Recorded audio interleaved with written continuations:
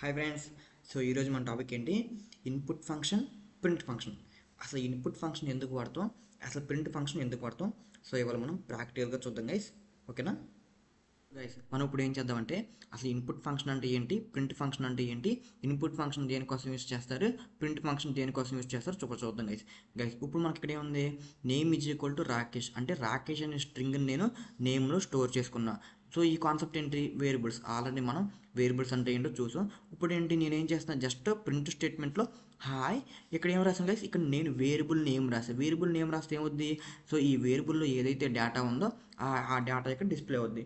So ఇక్కడ hi Rakesh ఉంది కాబట్టి నేమ్లో రాకేష్ డిస్ప్లే అవుద్ది. సో ఒకసారి మనం అవుట్పుట్ చూద్దాం.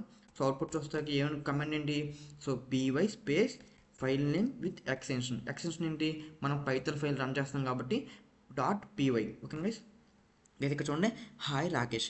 గైస్ ఇక్కడ ఏంటి, రాకేష్ అనే ఉంది కాబట్టి మనం ఎన్నిసార్లు రన్ చేసినా రాకేష్ అనే వచ్చింది. అలా కాకుండా యూజర్ నేమ్స్ కావాలన్నా, లేకపోతే డైనమిక్గా కావాలన్నా, సో మనం యూజర్ని అడిగి యూజర్ నేమ్ ఏంటో తెలుసుకుని యూజర్ నేమ్ని డిస్ప్లే చేయాలి.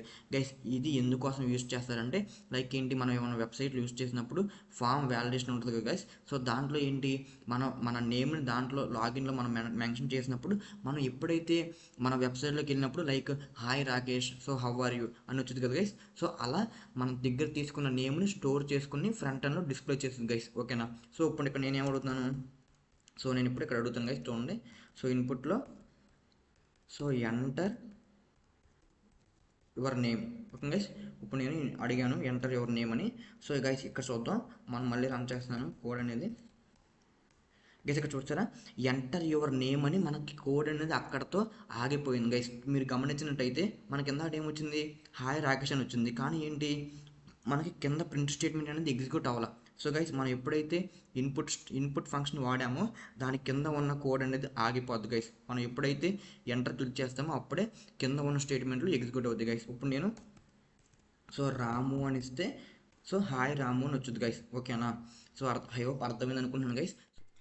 సో గైస్ చూసారు కదా, ఇన్పుట్ ఫంక్షన్ ఎప్పుడు వాడతాం, యూజర్ దగ్గర ఉన్న డేటాని మనం తీసుకోవాలంటే ఇన్పుట్ ఫంక్షన్ వాడతాం.